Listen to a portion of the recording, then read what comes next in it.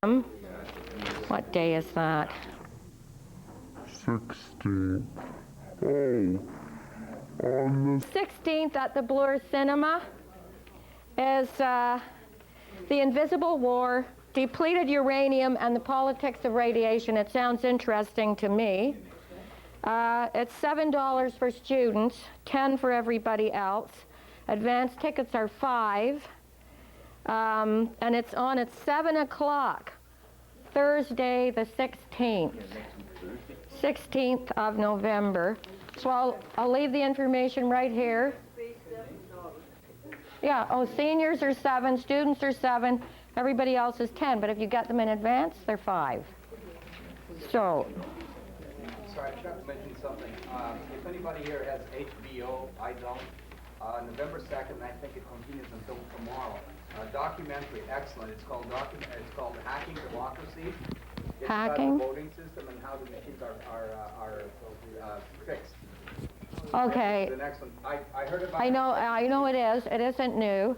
Yeah, I did an article on that in 2005 in my paper. Yeah, they've been fixed for the last 2 elections, actually. And they don't need to be electronic to fix them either. You can fix elections. I'll just quote you from Stalin, who said, "It's not the people who vote, it's who counts the votes," okay? So you don't need electronic to cheat in an election, but it helps. So,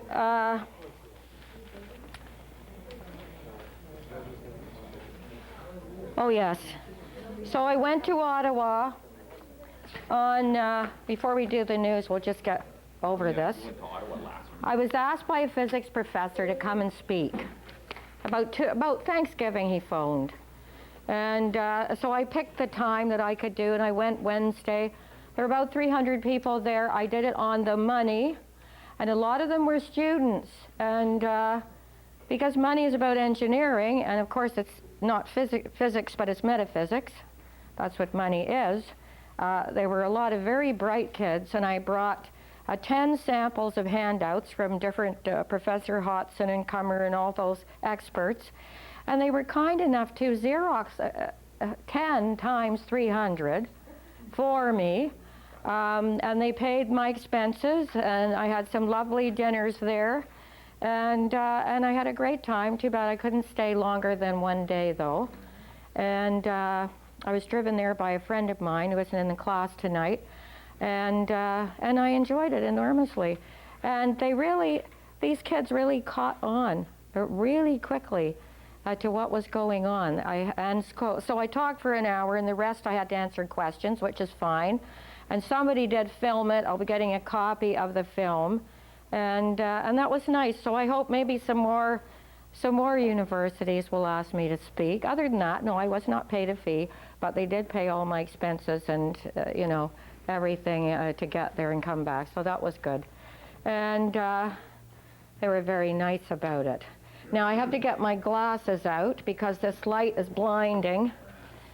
And this room is blinding. I don't know why.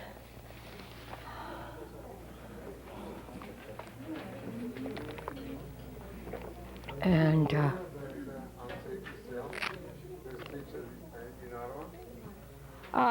they're asking me about tapes, and I might let them know in a while, but as far as I know, somebody might phone me, or somebody might come here and gather some, but unless your name is on that list, they won't be ready till at the end of this term, is what I'm saying. I'd like to have one that there was answering questions to me last week, last Wednesday, when we were in Ottawa. I'm talking more about that one. Did they ask me? Yeah, did they ask me questions? Will you have a tape of that one? They filmed it, so whenever I get it, I get it. And the OPERG people filmed it, so it will be shown. It'll be shown around, so that's good. You probably won't get to begin copies of that till next year. No, I'll get copies within a couple of months. Anyway, OPERG's probably going to, I don't know where they show things at the university. Maybe it'll show again, who knows. Before the governing council, actually understands what it is I'm talking about. Because anyone who takes economics in university doesn't have a clue until, oh, okay, you know, and then they get worried. So we'll just start with, oh yes, and I have to say a couple of things tonight. Probably these people aren't here, but anyway, after the week that we did all the toxic business and what was happening to us, the lab rats, one of my Bible Belt group people, they're here somewhere, came up to me at the end and he said, and he was very happy, seemed to be overjoyed about this. It's just like the tribulation. Isn't this the tribulation? I said, look, I don't want to hear anything about, and he said, it's God's punishment.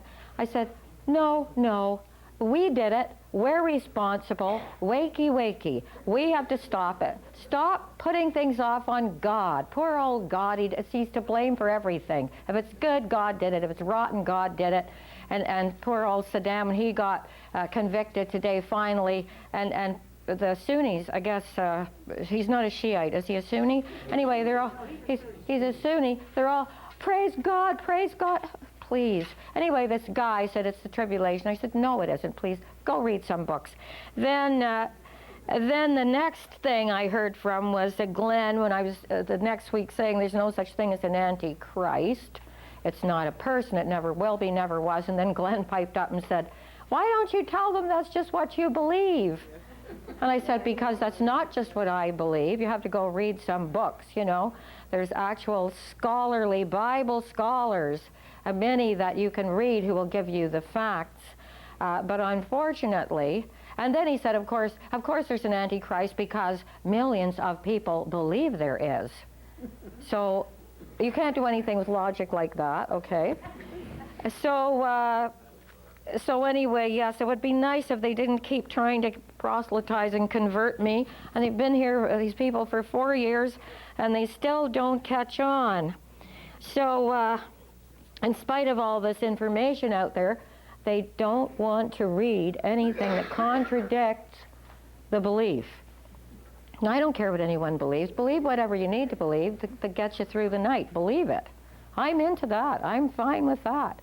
But to pop up in a class like this is called Studies in Propaganda, not Studies in Political Correctness. So if facts are confusing to you, then this class is not for you. So Glenn, if you're here, or any of you people are here, because he said to me, oh, you don't know how many of us are infiltrating the class. I said, no, I don't, but in case they are here, please listen. And I'm just going to say what Clarence Darrow replied when they asked him about the Bible and whether he believed, and he said, I do not pretend to know what ignorant men are sure of. So that's the answer I have for you. So this is a little poster they made for me when I was for the university. It was around the campus. And you know that they don't know about monetary reform because the slogan here is every morning I wake up on the wrong side of capitalism. So they're still into that. It's either capitalism or Marxism kind of thing because they're students. So now, since I had the talk there, they're starting to think about who really runs things and who invents, two sides on the team, and they can back them both and make all the money while people are fighting over Marxism and this ism and that ism. So anyway, it's a nice little sign. You can't read that. It says, the biggest crime against humanity, the first privatization. And so that got them intrigued. They wanted to know what the first privatization was. So I said, of your money supply. So, and it allows all the others. So we got that far with that. Now we'll get into the news here. Well, this is a good piece of news. The province is going to make bring a bill in that protects whistleblowers. Whistleblowers can no longer be fired or punished for coming up, well, this is what it says, okay, for reporting any fraudulent things that are going on in government, or I suppose companies as well, because it's The two largest public employee unions have been calling for this bill for a long time. So that's a start, maybe. Protection for whistleblowers. We'll see how far they go with it, you know. It's all words, basically. So, now, this was in the little Metro paper. Apparently, it's even in these community colleges that aren't universities, the students now have thousands of dollars of debt. They went to a community college because they couldn't afford to come here, maybe they didn't want to. But the point is, now these community colleges, they're getting just as bad. There's a very high percentage of students with debts of more than $15,000. 44% of community college students have borrowed more than $10,000, and it's up 32% from 3 years ago.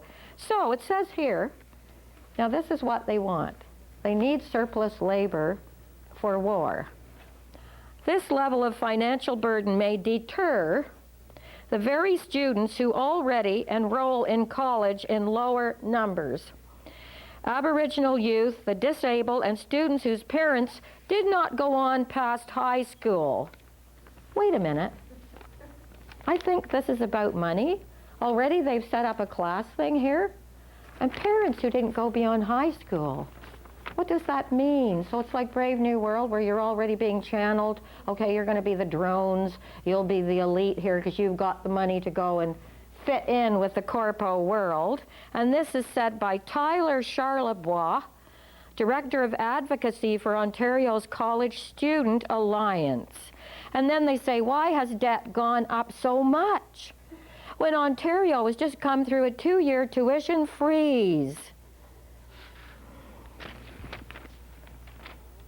Doesn't it make you ill when you know why the debt is going up so much? These people, they have government jobs, there's journalists, they're important people, so-called, and they're still querying, why has the debt gone up so much?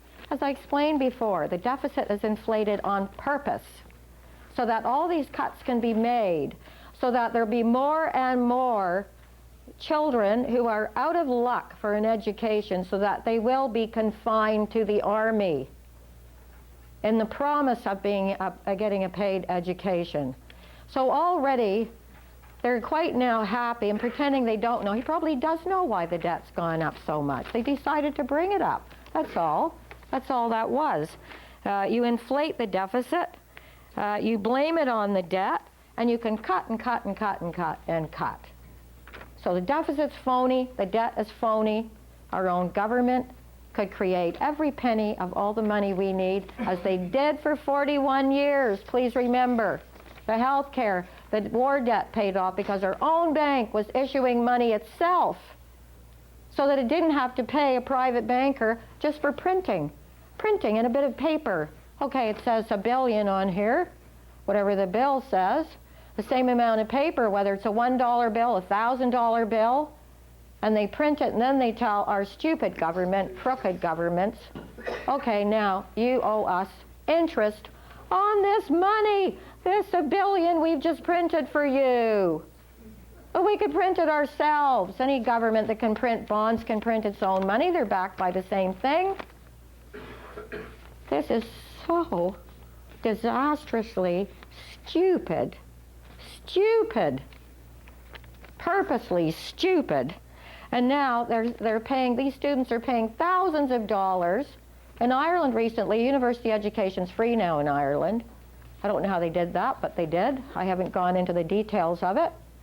So now more and more people, every single individual's in debt. Your house is 10 times what it was. Your kid can't go to school. But with the ongoing world wars, they want to make sure that they always have a desperate labor pool, especially young kids who can be indoctrinated. Oh, my country, you know, and like the ones in Afghanistan.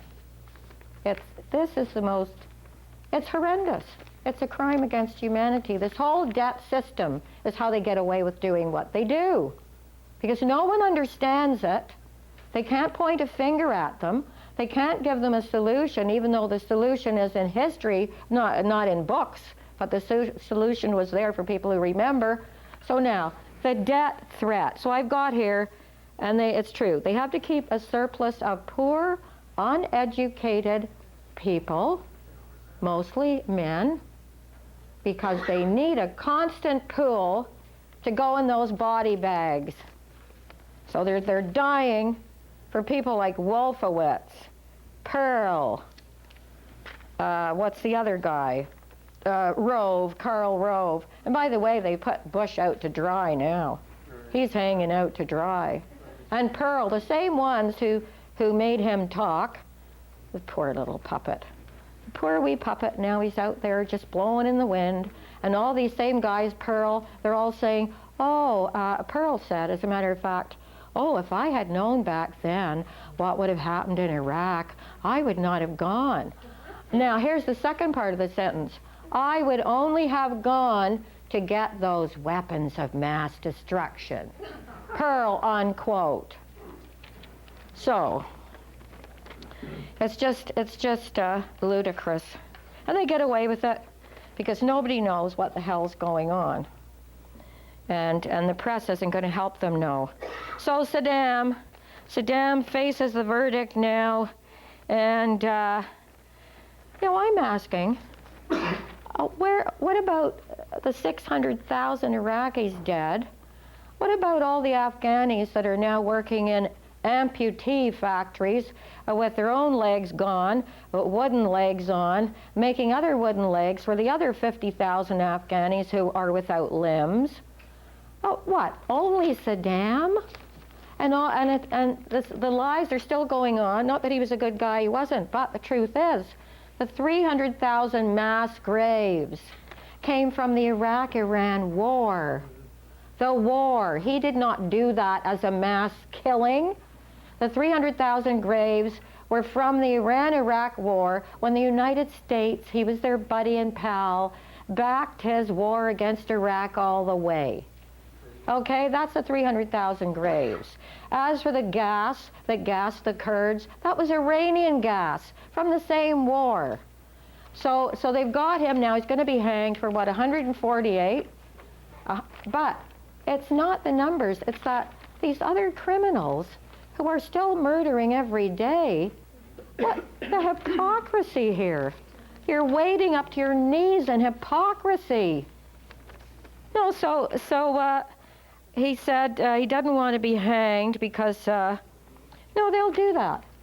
This was their old buddy, their pal. The guy that they said to, in the end, they thought he would go all the way. So they said, look, privatize your oil. He said, no. All right. They didn't like that. He wasn't going to take that final step because he really admired communism, Saddam.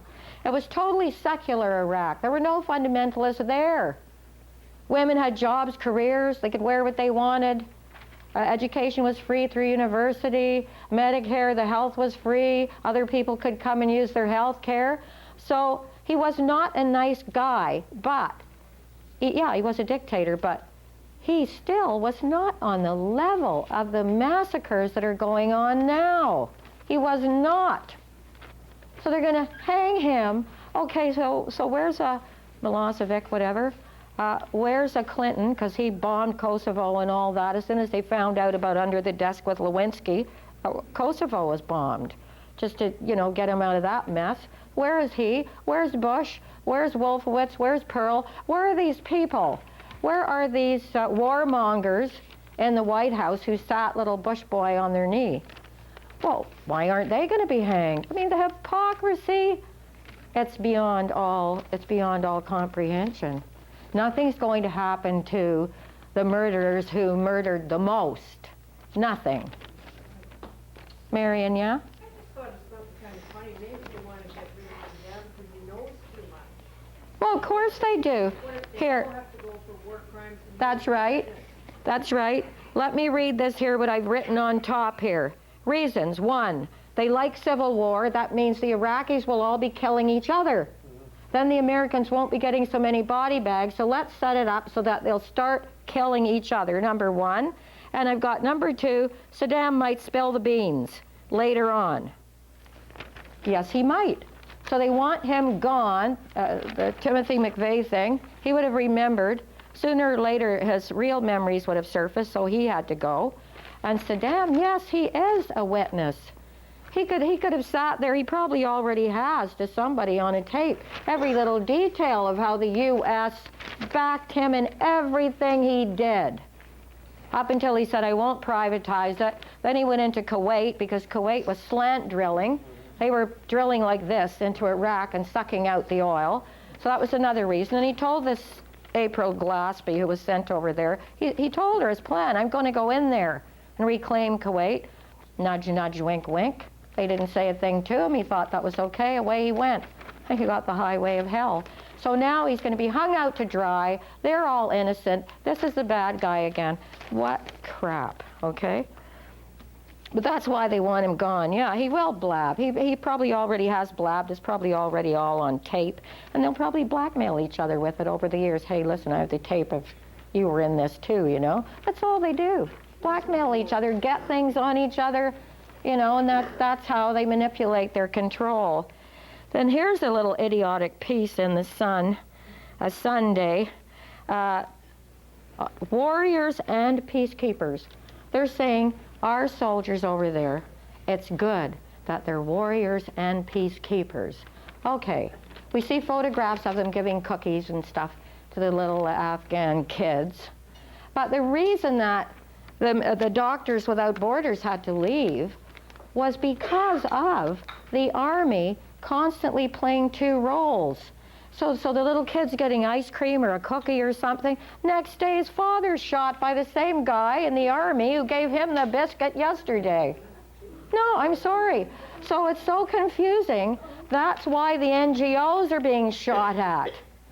So now the Doctors Without Borders are gone. The other humanitarian groups are going because these people are so confused.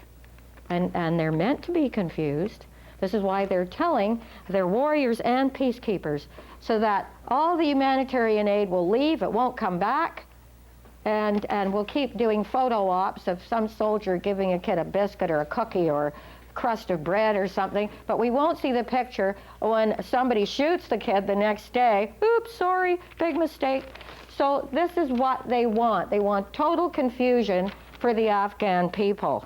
So listen to what he says now. This is really awful. But part about the education, listen to this. Kerry was honest enough to tell the American people, this is what he said. Speaking to a university audience, Kerry warned them that unless they studied hard, they might get stuck in Iraq. Now, does this fit in with what I've just said here? They might get stuck in Iraq. So Kerry later claimed, after Republicans and Democrats went on the warpath, he claimed he had just blown the punchline of a joke.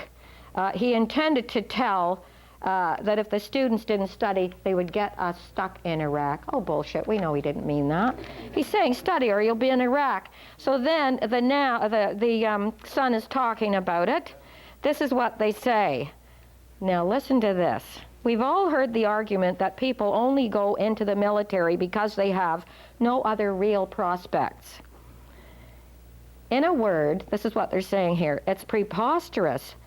Now, if you just hear out these two paragraphs, then you'll get a great example of propaganda. First, it's ironic that this smug smear against those who serve in our military often comes from people who consider themselves intellectuals. Now listen to this next one. You know, the kind of folks who typically can't fix a leaky faucet, but who dismiss an army mechanic who can get a disabled tank moving again as mentally deficient. Now that is not what we're saying at all. No, but see how they've twisted it? We're saying education should be free so that people have a choice. If they want to go into the army, it should be because they want to, not because they can't get a job any other way. But they have twisted it around to make it seem as if the people who are saying this, they want this great surplus labor, as if people who are saying that think they're intellectuals and they're really putting down, in other words, they're setting up two more enemies here.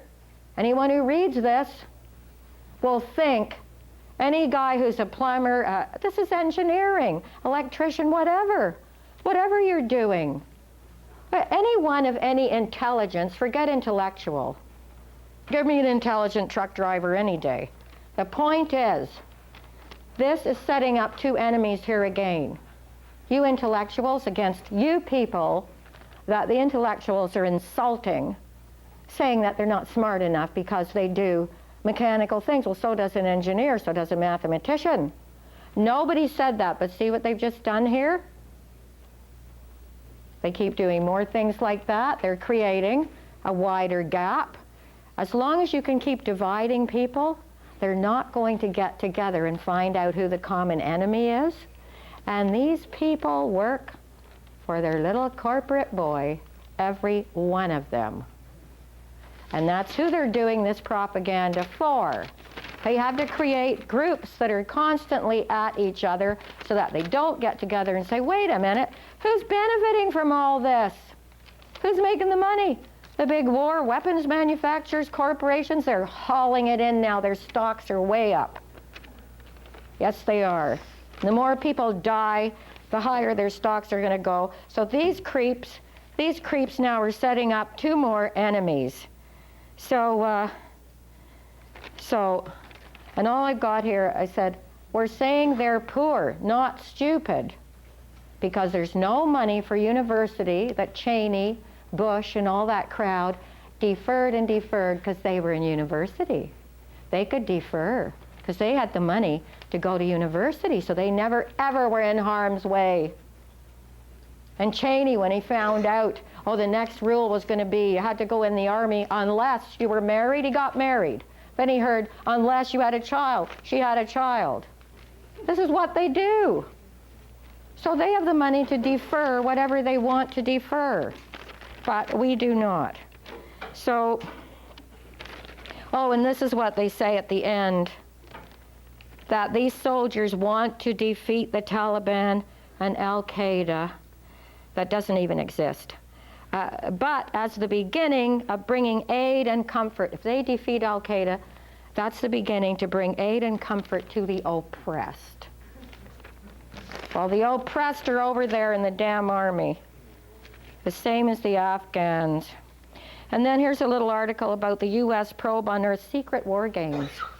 The U.S. was having secret war games in 1999, which anticipated an invasion of Iraq and would require 400,000 troops, and even then chaos might ensue.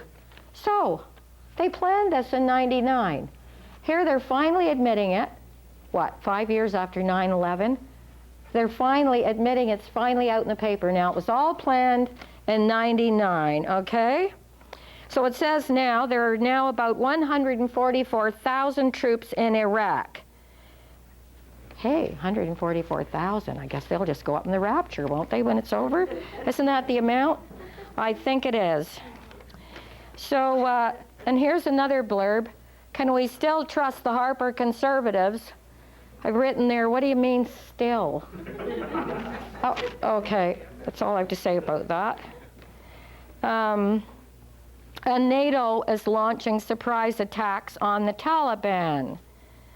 Now see, the Taliban were pals with the U.S. as well. They betray everybody that they use. They use them, then they hang them out to dry, okay? Even poor little Bush, poor wee little man. He's going to be hung out to dry. Anyway, they're after the Taliban now. The fires are raging, the battles are raging north of Kabul. So what happened? Why aren't they friends now? Because the Taliban burnt the cash flow.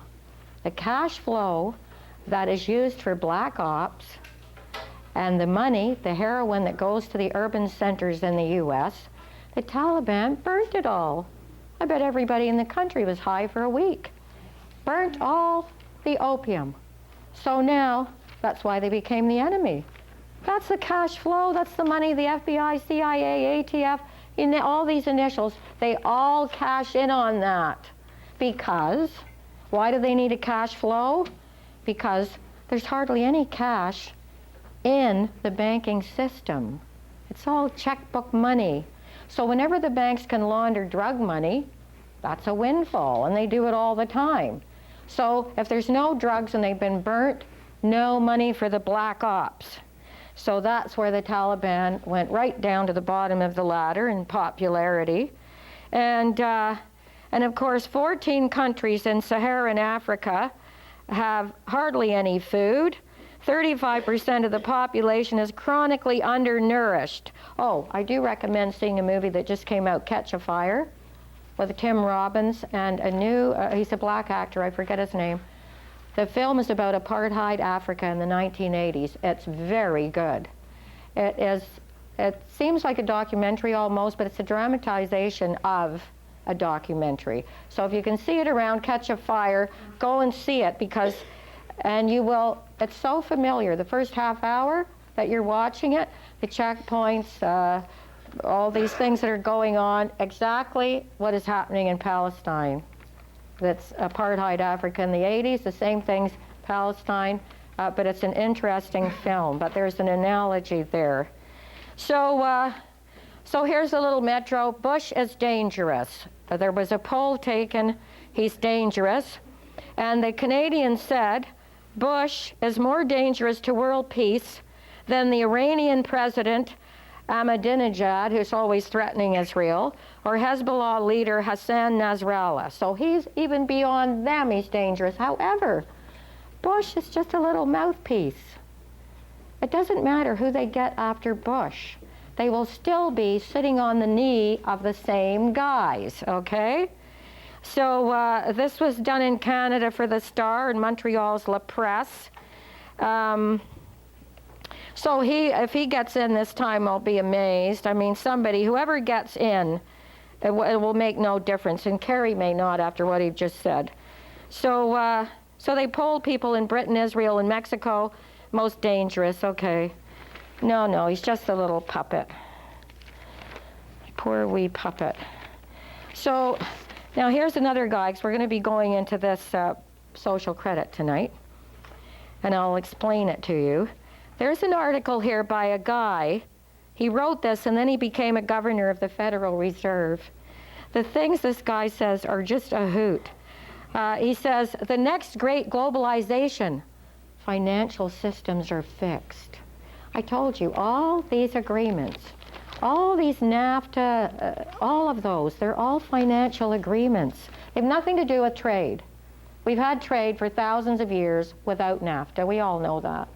And without the GATT or without anything else. So this guy here is promising improving accounting standards and financial disclosure and legal reforms to protect property rights. Notice it doesn't say people. Property rights will come before you, trust me, okay? So after he did this, Frederick Mishkin is a professor at Columbia Business School. And after writing this article, he became a governor of the Federal Reserve, because this is all in favor of that rubbish. So now listen to this. The solution is to increase demand within developing countries for more financial activity. Well, they can't afford any more debts. They can't. Look at Chavez and get out. Now he wants to push for more financial activity in poor countries. So naturally he becomes a governor of the Fed. Because as I said, the IMF loaned Latin America about $88 billion in the 90s. You know what they got back? $418 billion. Who are they helping? People were starving. People were having to grow crops that wouldn't feed them. Grow crops for export to pay us your interest. The IMF. They're absolute vampires. Now here's another article. I'm just quoting you one paragraph here. This is an environmentalist, and we're going to be talking about that tonight, the economics. He said here, many environmentalists have been clear for some time that we have to restructure the economy. If we want progress to continue, if we don't, we're in serious trouble. So,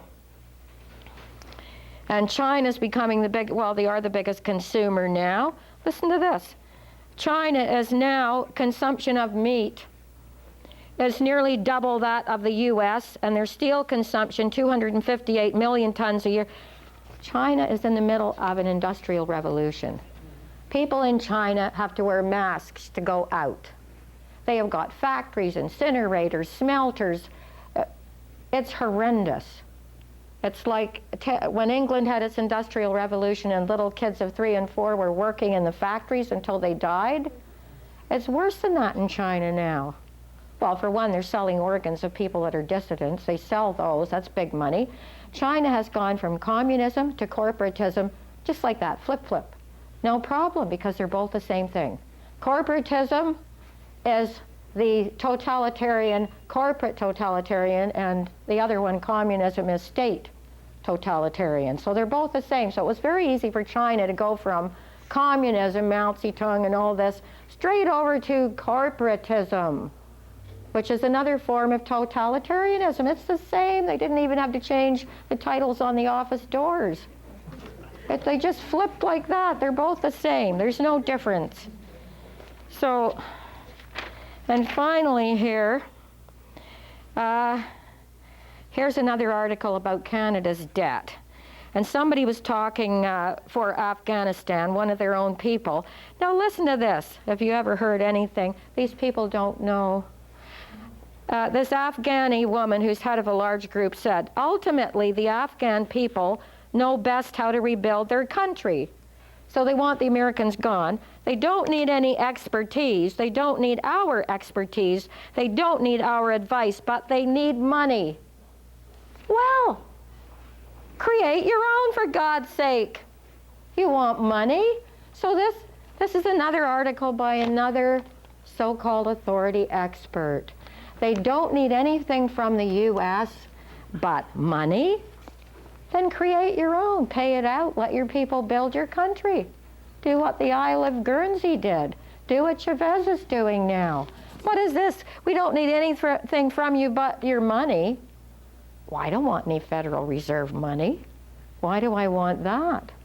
So even people in governments now do not understand that if you have these resources that everybody wants, whatever, you just create your money based on your resources. You print your own money. No interest on it. Look, money is whatever we agree it is. The Indians had beads, wampum. We had coins, now we have paper, because it's easier to carry, paper. Well, the parents tell the kid, what, you think money grows on trees? Yes, it does. Money grows on trees, it's paper. Get out of here. So, yes, so if you create your own money based on your own resources and put it out to the people as they're rebuilding the country, you don't need anybody. But I'm telling you, these universities that have been funded by the money system, the crooked one, this is what they learn in university. They come out, they become some big wheel in the government of a country, and they're so ignorant, it's appalling. We don't need your advice, but we do need money. Give us money. Why? Money is a metaphysical thing, okay? Money does not exist. It doesn't exist. We had the idea, we said, okay, we need something we can exchange with. We need a medium of exchange. If we agreed tomorrow, this whole city or country agreed that bottle tops would be money, they'd be money. All we have to do is agree on what we're going to use as the medium of exchange, and it should never be able to be bought and sold. It's not a commodity. They've turned it into one because they took away the government's right to create its own money. And so when a private person prints your money, they're going to charge you interest. You have to make a profit on printing the money, and they make a huge profit. But it's metaphysical. It's engineering. You want a bridge built. You have the people there, like Douglas in India.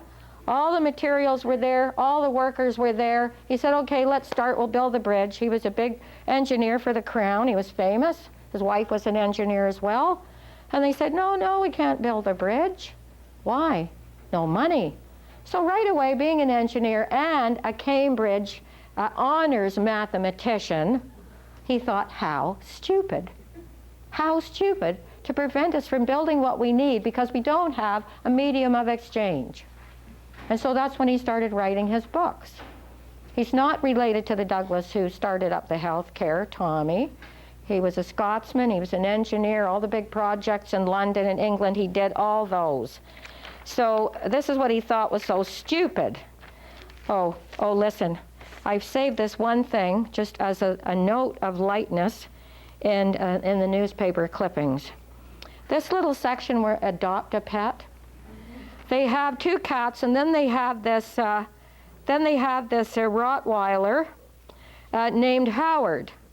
Now it says here, it shows Howard, he requires an experienced and strong guardian willing to continue with his obedience training.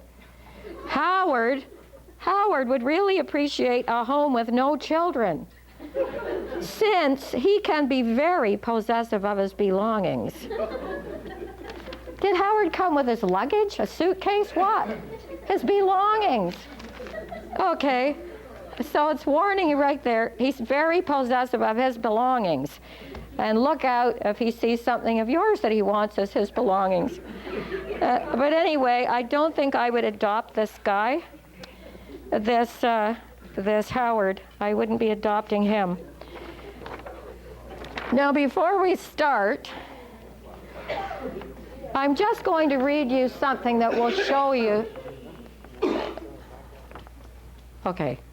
I just want to read you something else that will show you just how the banks are running things. Now, this was written by Senator Jesse Helms, and he wrote this in 1987. Now, listen to this. He said here, the principal instrument of this control over the American economy and money is the Federal Reserve System. The policies of the industrial sectors, the multinational corporations, are influenced by the money center banks through debt financing and through the large blocks of stock controlled by the trust departments of the money center banks. Can it be any clearer? Anyone familiar with American history, and particularly American economic history, cannot fail to notice the control over the Department of State and the Central Intelligence Agency, which Wall Street seems to exercise. They run everything. They plan the wars, just as I told you they do. They lend to both sides, and as I said before, they can push the stocks up and down. They can do anything they want with the stock market. Because corporations have to come to the biggest corporations, those are the banks, the biggest, to get loans. And as I said before, when the Federal Reserve will not give them a loan, their stock goes way down. Because the stock market is based on rumors, so it leaks out purposely.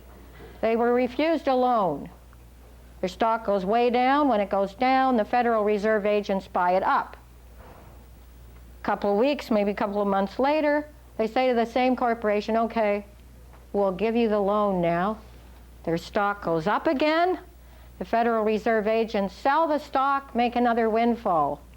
They can do anything they want to the stock market.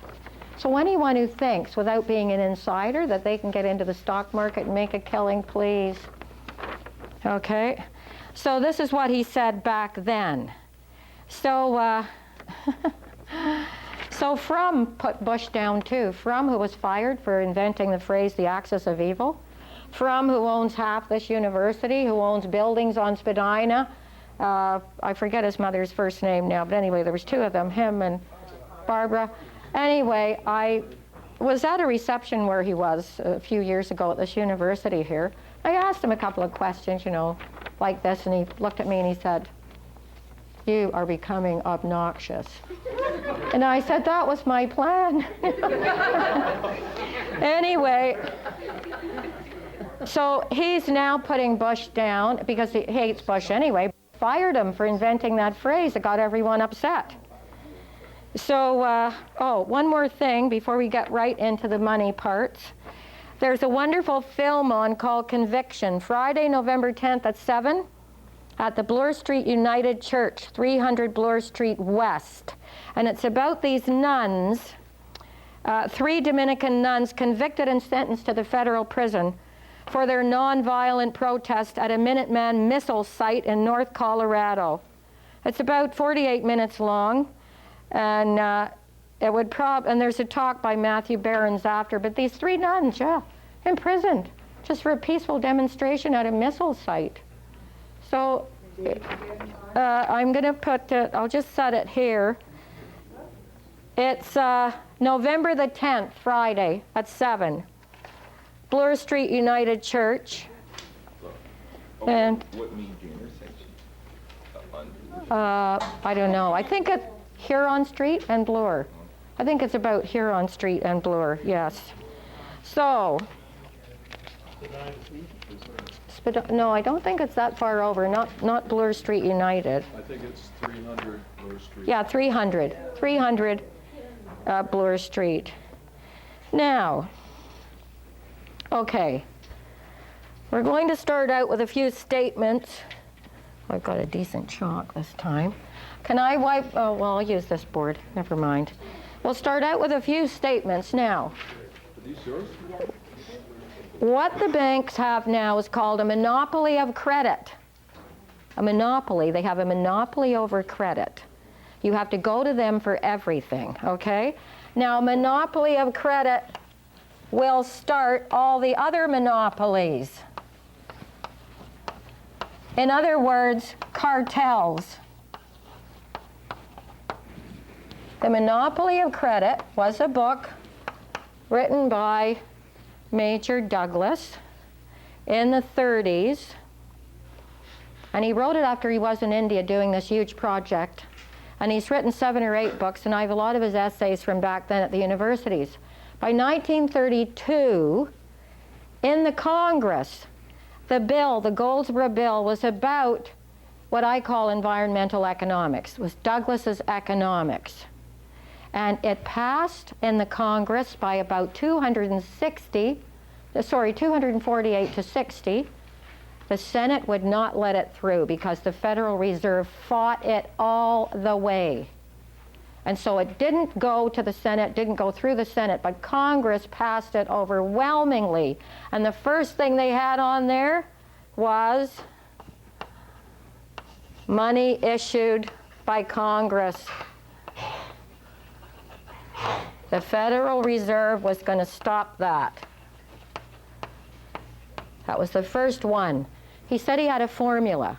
Now, this was Douglas's formula. It's a mathematical, he was an engineer. And you have to realize that economics, true economics, is not like a financial scheme.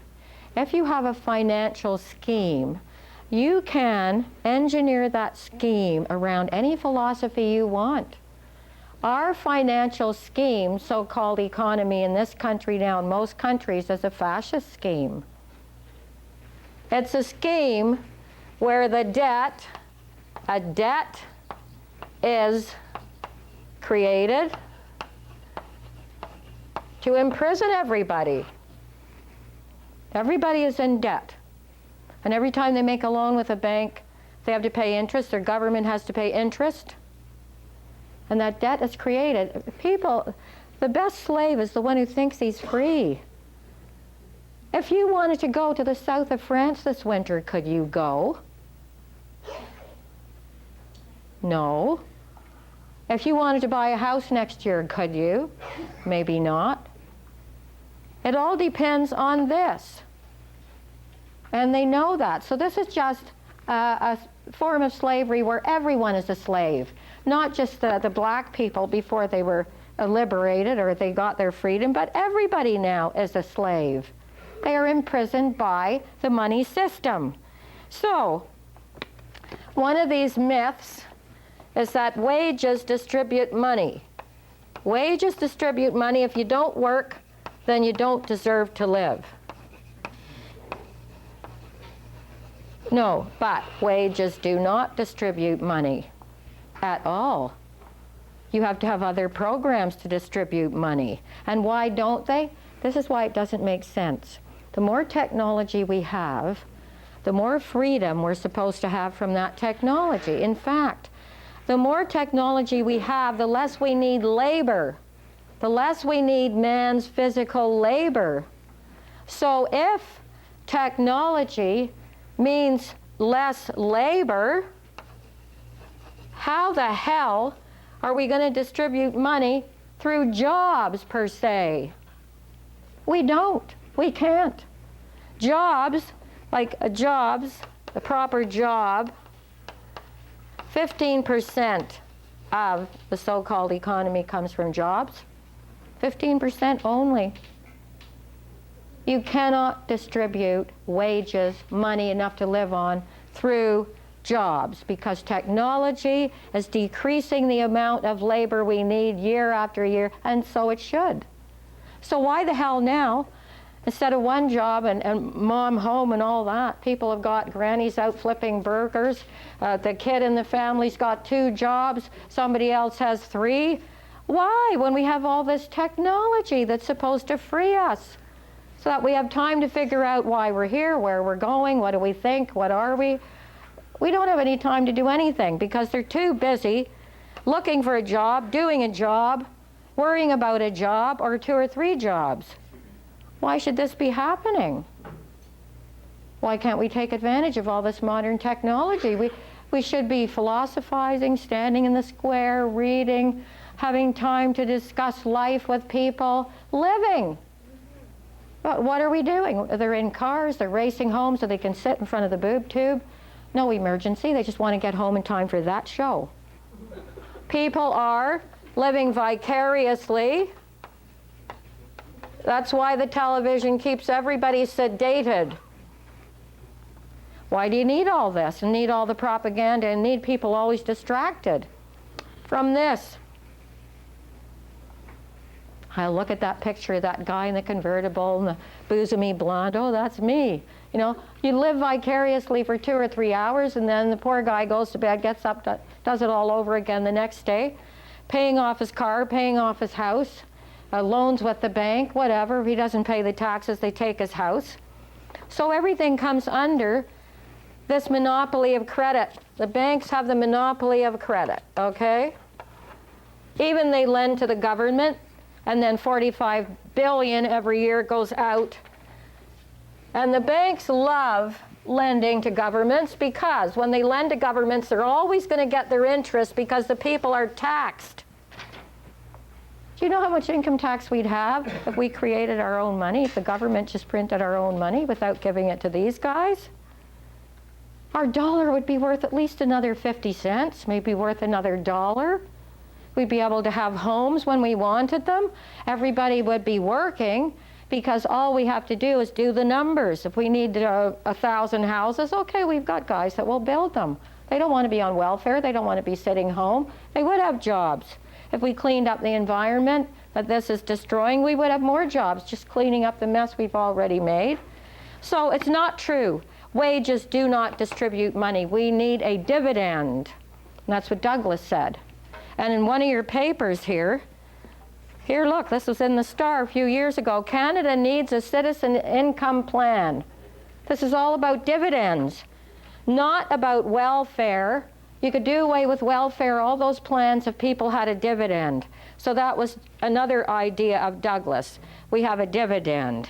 So, but Friedman, in spite of all this, the right-wing guy Friedman, the same guy who said that the Federal Reserve caused the Depression, Friedman's the one who invented the natural rate of unemployment.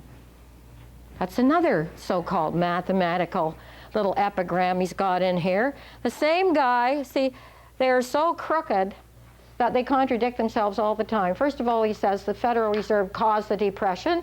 He admits that. Then he says, but we have to have the natural rate of unemployment. And you know why he wants that?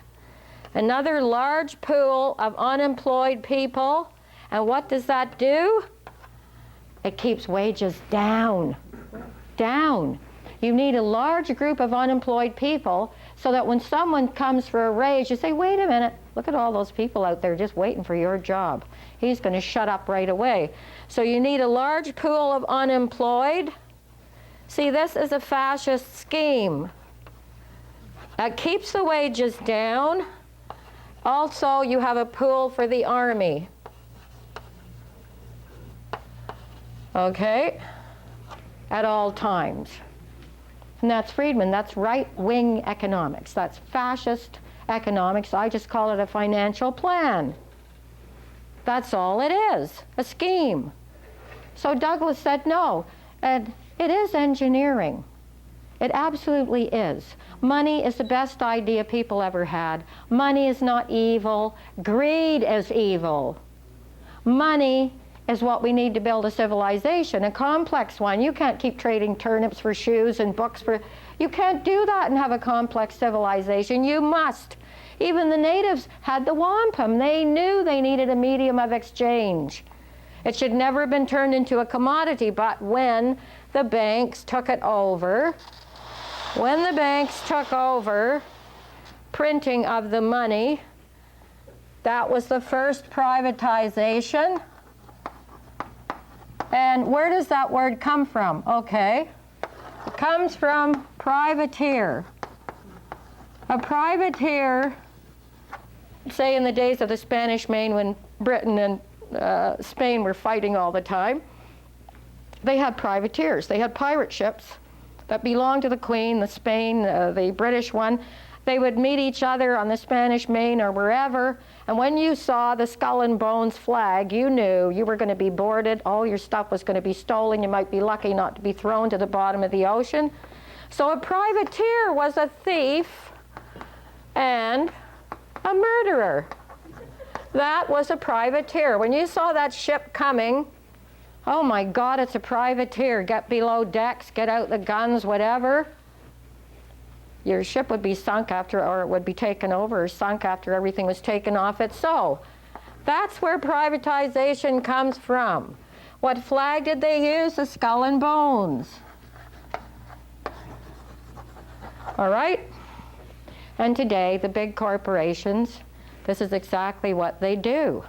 And the very first privatization was the one that came from the Bank of England. When we get to the class on all the assassinations of the presidents, I'll go into the history in more detail.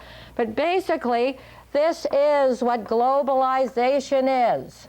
Globalization in itself means nothing. Well, okay, globalization of what? What? All it means is it's worldwide. This is going to be worldwide. Every country that the banks go into, the IMF, the World Bank, they have a restructuring idea, and you know what they do. They give a loan, when it's compounding, sooner or later the people have paid off the debt 10 times, they're still paying the compounding interest, the IMF, the International Mugging Fraternity, that's what I call them. And the analogy would be that a guy meets you in the dark alley, beats the hell out of you, you're lying there, your money's gone, your face is bleeding, he says, here's a car ticket to get home. That's what the IMF do. That is their plan. So when they restructure a country, if they were a chiropractor, you'd look like Quasimodo after they finished with you. So this is a globalization of the original Goldsmith's plan of lending money he doesn't have, charging huge interest on it, and when you can't pay all the compounding interest, he seizes your property. In this case, every public asset on the globe is being devoured by the IMF and the World Bank. In fact, and what's the other bank? Bank of International Settlements. They all do the same thing.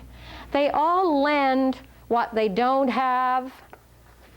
You will never know what they have in that vault, but for that money from thin air, they don't want you ever to pay the debt. No, don't think they really want you to pay the debt. They don't. Because if you can't pay the debt, they don't want it paid, what, in their crummy money? The same Federal Reserve money? Oh, here, they don't want that. That's crap. They want your resources. So it goes from the individual, your car, your home, your business, right up to countries. Okay, then we'll take that diamond mine over there, or we'll take uranium, whatever here. We'll tell you what resources we want when you get tired of paying our interest and you can't pay it anymore. So the idea is not to get the debt paid at all. That's why we can't pay ours off. You cannot pay anything off that is compounding all the time. You could make a payment the next day, oops, compounding again. Yes?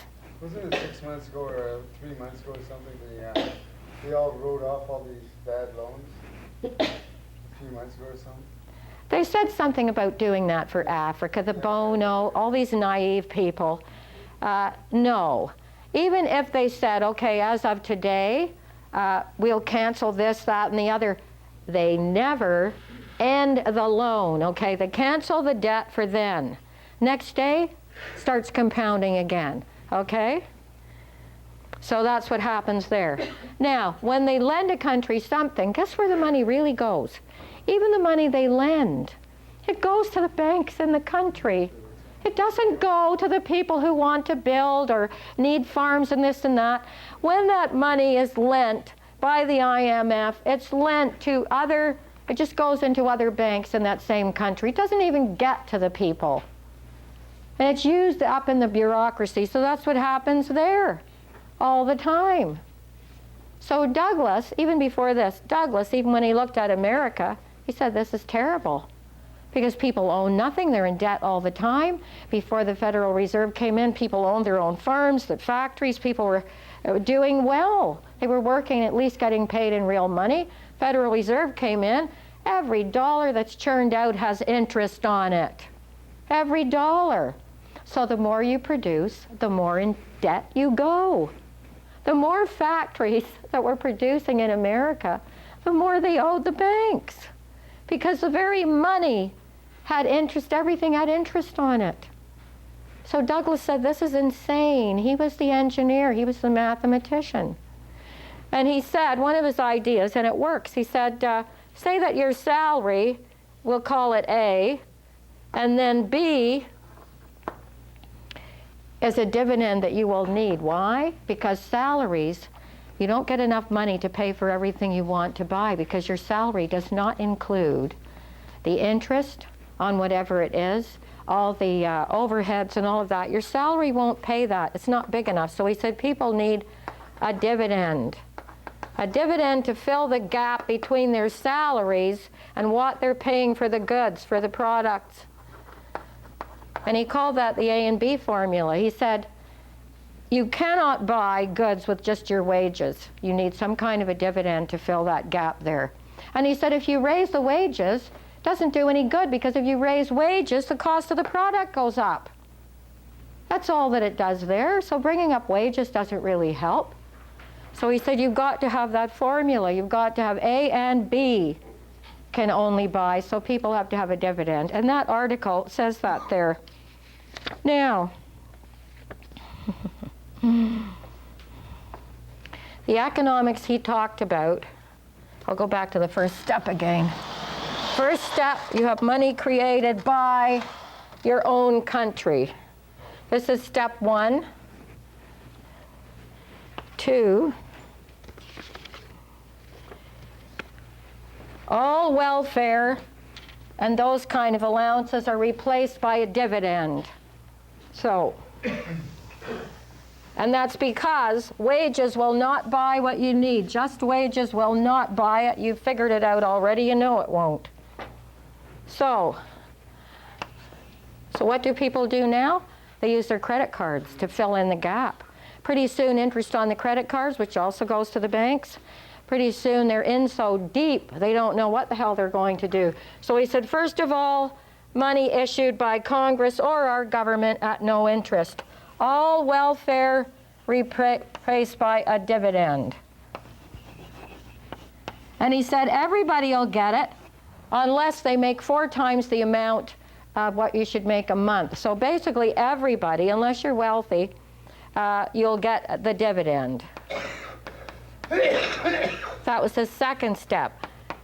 And he said, then thirdly, and they've only ever tried this. They haven't used the other 2 steps.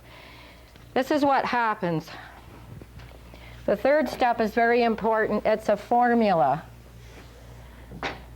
And it's, say that in 1 year, I'll just have a small number. Say that total production in 1 year is 500 billion. But say that in that year, people have only bought 400 billion, okay? There's 100 billion in goods that's sitting there and it's not out there. So what Douglas suggested was this. Now, he used 20%.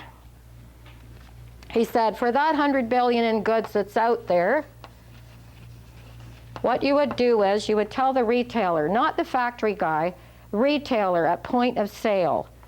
He said the retailer would then take 20% off all those goods, and then they would go, he said, we'll take the 20% off so that they'll sell, and then the government would compensate him. He would send in the bills or whatever, would compensate the retailer the 20%. And he said, in the central bank, they would have a national credit office, and it would come from there. And he said, doing that, having this kind of money, having dividends instead of welfare, and thirdly, this one here. He said all the goods would be sold, and the retailer would get the 20% back that he took off so that the public could buy these goods.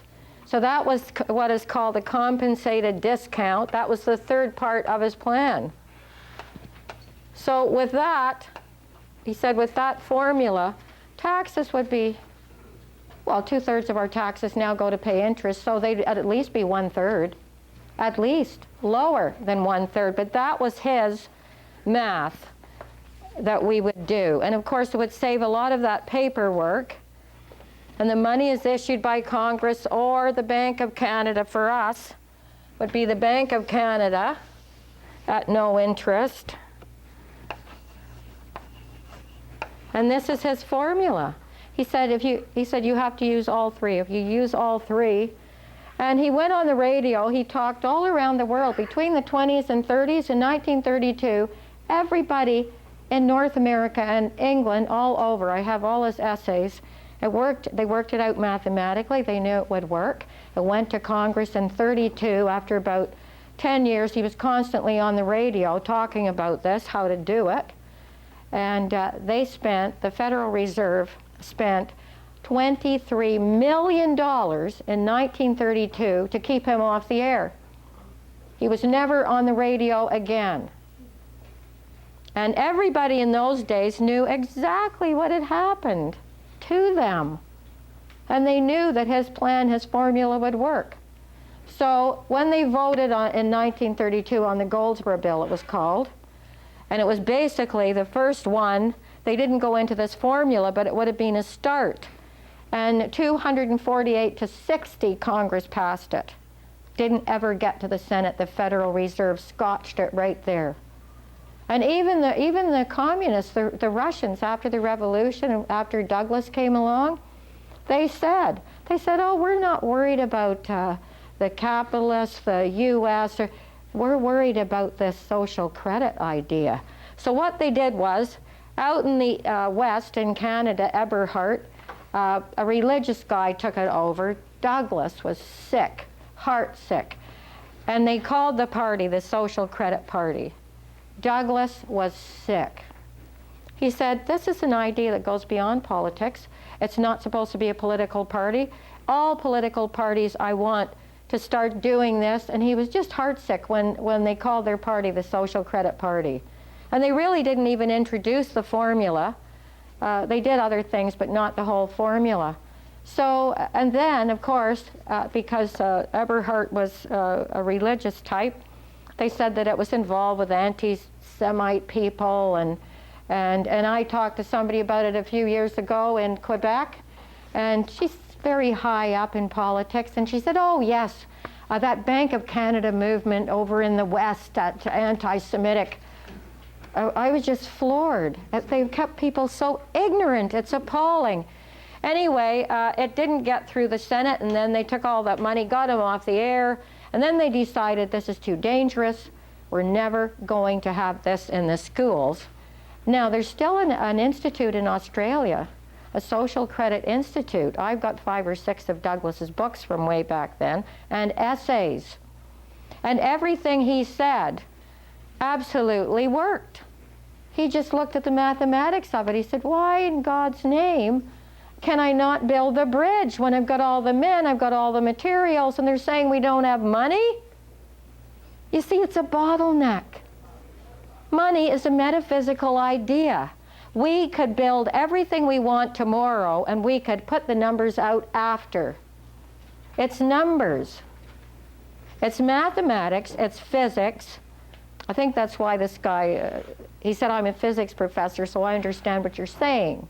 The idea, it's an idea we came up with, money. And it should never have been made a commodity, should never have been privatized. There would have been everything we could need on this planet could have been done. People could have been healthy, educated, homes, all of it, if we didn't have this financial scheme superimposed on everything. It's a bottleneck. I mean, if you have money from government, your resources are here, the people are out here, and they're adding value. They're doing things with these bare resources. They're making things with them. And so, as they're making things, the money comes out to them. Government, no debt. They're working, they're building, the money comes straight out. But when you get, okay, here are the resources, here's the government here, and here's the bank, okay? The people are all out here, they're all building the bridges, they're building it all, but the bank comes in between the government, that's you, the resources. Instead of it going straight out, the bank comes in here. The bank comes in here and makes a bottleneck. The bank determines, they have the purse strings.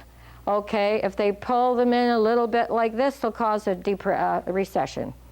That means if they stop some loans, they don't renew loans, they stop some more because the loans are the money, they can cause a recession, they can pull it even tighter and cause a depression, and nothing, these people out here who could be building right across Canada things that we need, healthy things, can't do anything. They're unemployed. Why? There's not enough money out there to pay them.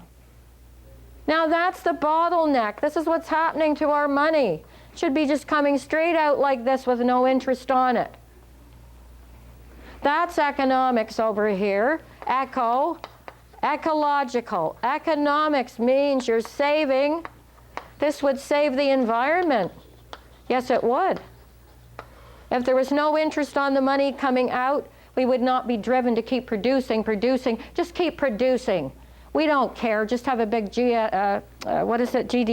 Keep producing even though the earth cannot stand it. If we get rid of these people, we will not have to produce things just to distribute money because it doesn't do it anyway. So you don't need a job to live, you just need an income. An income. They understand that. They're Wall Street there. What do they bloody do? They sit there and make bets all day and push paper. They don't have jobs per se. It's called the big casino. Okay, 15%, that's jobs. 85, say 35 is a government bureaucracy. The rest is the stock market. The big casino, yeah, and it's rigged. Small guy has no hope in hell to make any money on Wall Street, okay? They decide what wars we're going to have. They decide how much the war is going to cost. They decide who's going to win. And they lend just enough. The guy that loses, they give him a little bit, just enough he'll do the war. The other guy, they give more, enough to win. These people are killing the planet. They're putting the bottlenecks there. Everybody's indebted. Everybody's a slave. So they have a monopoly of credit. It means they're the only ones that anyone can go to for credit. They have monopolized it. That's what Douglas said. No. Money is an idea. It's metaphysical. It's the best thing we ever thought of, and the worst thing that could have happened to it is what has happened to it. And they said in the United States, the Congress abdicated. The Congress had no right to hand over the printing of the money to these criminals, the Federal Reserve. They had no right to hand it over. was meant to stay with Congress, and Congress is the part of the government that is directly accountable to the people. So when we get to all the assassinations, you'll realize that this fight's been going on since Caesar. He was killed because of it. The money lenders, okay? They don't have any money, they're money lenders. I've told you the story of the goldsmith. You all remember that, right? You all heard it? That's exactly where the fractional reserve comes from. All the banks on this planet now operate on the fractional reserve. It's just a fancy way of saying that for every 400 we lend now, we don't even have a buck in there. We have a fraction in reserve of what we're lending. That's exactly what it means. So this scam, by means of this scam, a very small group, about 13 families all in all, I think I've given you their names at one point. 13 families own the globe, own everything. So with this scam, with money they don't have, they're charging interest when no one can pay it anymore. They claim the property, the public assets, the resources of the earth. So if we can't stop this scheme from taking over, our environment will go up in smoke, as if it hasn't already. Because everybody is producing, clawing and grabbing for the scraps under the table to stay alive. It's like the loggers are fighting the environmentalists. They know that. All because of this. But our jobs are going to go. We have to log the forest. We have to trawl the bottom of the ocean and scrape every last thing off the bottom. You know, well, I told you about the slimy things they're picking up. But these are the people, these are the things that keep the ocean clean. The bottom feeders eat the garbage, okay? They're taking even those, which means the oceans will die. There's so many dead zones in them now, it isn't funny. But this scheme is driving all that. That's the engine. Everybody's desperate. Got to pay the bank, got to make more money. We'll have to produce more, we'll have to produce something. We'll go in debt, we'll lose our corporation, whatever. This is what's driving the whole rape of the planet. It's driving it all. Whereas if government went back to producing its own money with no interest on it, the price of houses would go down, the value of our dollar would go up. Yes? Well, exactly. I'll tell you what Rothschild said. They asked him, when's the best time to do your stocks? He said, when the blood runs in the streets. What's the best time to buy? When the blood runs in the streets, and it will. Something really has to be done about this soon. First of all, what we could do about our own bank, and I have done it, whether they've listened or not. I mean, I've talked to the city, and I've been up to the legislature, and when Harris got in, I was up there, I lived up there, you might say, and we explained to them how we could get out of debt. They all listened, they made copies of things for me, they were very polite, they're all afraid, very afraid. Even Jack Layton, who talked about it early on when he was elected, he hasn't talked about it in 3 years. He's afraid. They know what will happen to their jobs, maybe to them, maybe an accident. Who knows? And I'll tell you another little story. My group, the Committee on the Monetary and Economic Reform, now I came from the States, back from the States about 92, and I thought I'm going to join a monetary group, and I saw in the Now, they were having a huge memorial service for Professor Hodson. I didn't know him, I'd never met him. There were 1,000 people there in the Baha'i Center, and they had a huge film on him. And he was a professor emeritus at Waterloo, economics, the only honest economics teacher I ever knew or heard about. And he'd been going all over the world and telling people in different countries how to do this, how to set up your bank so that you're issuing your money, how to bypass the banking so-called community and do it yourself. And he was talked into having an operation he didn't want to have. He was only in his 50s. He went in to have the operation, he didn't come out of it. And they admitted at the hospital that there'd been an accident with the anesthetic. Never came out of the operation. Now, when I went to this first memorial, that was my first meeting with the group, and the group was huge. I didn't know anybody there, and they didn't know me, but after the film, and I realized how much I'd missed by not meeting this guy, several people, older people, like elderly, that had been in the group for a long time, kept coming up to me one after another, introducing themselves and telling me that they didn't think that he died accidentally, although the hospital said that. And I said, well, what makes you think that? And they said, well, because his family won't order an investigation. They could, but they won't. And they say it's because of their religious scruples or whatever. So that's what happened to the executive director of my group, who was going all over the world, and governments were listening to him. And he was the kind that could make all this simple, could explain it simply. So that's what happened there. So no, this subject is the most dangerous subject you could ever speak about.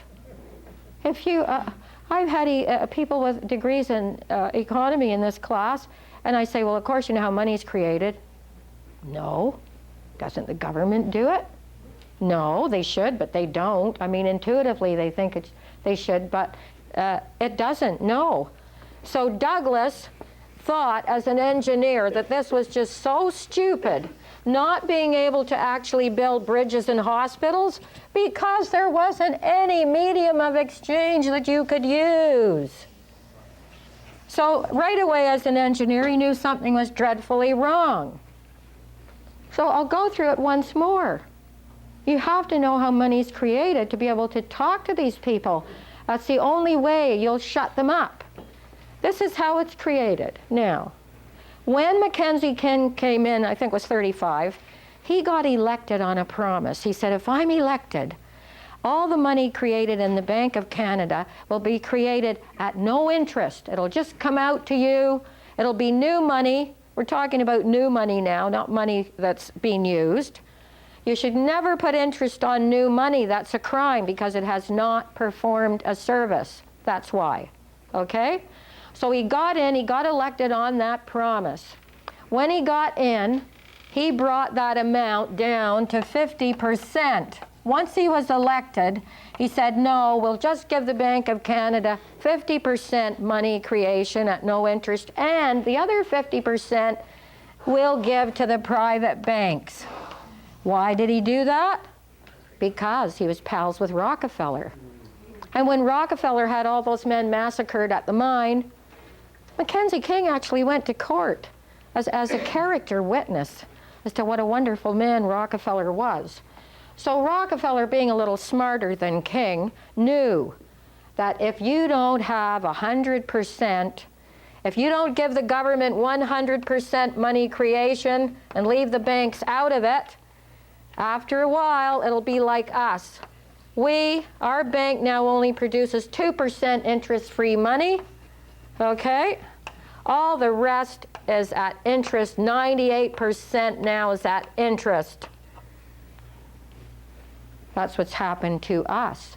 This is the analogy here. And when you talk to these so-called economists and they say, but if the Bank of Canada produced money at no interest, it would cause inflation. No, it wouldn't. The primary cause of inflation is interest. It always has been, it always will be. So now we're down to 2%, what Jack Layton said was, you know what?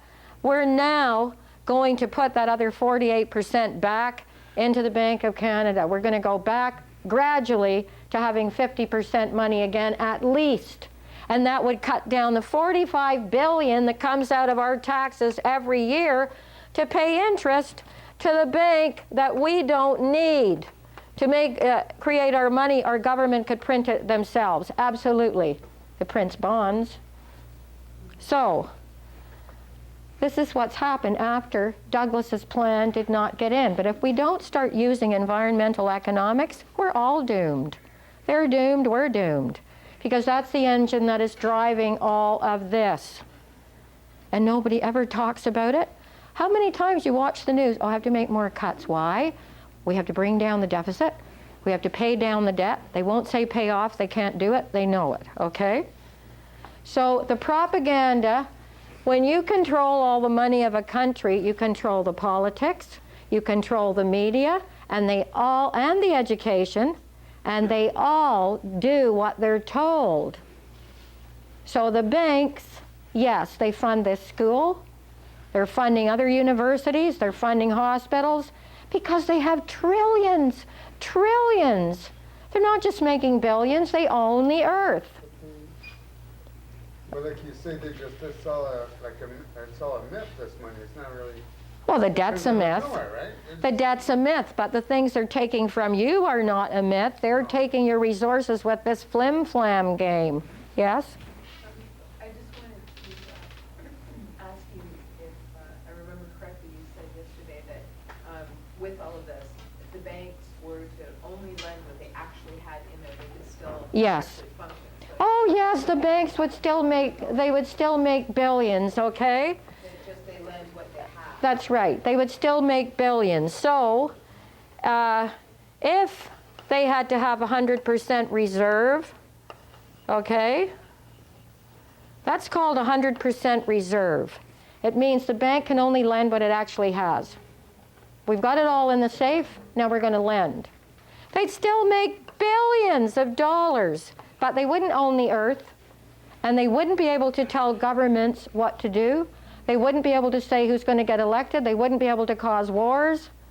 They would not be able to say, no, you're not going to have that money for education. They wouldn't have that kind of power.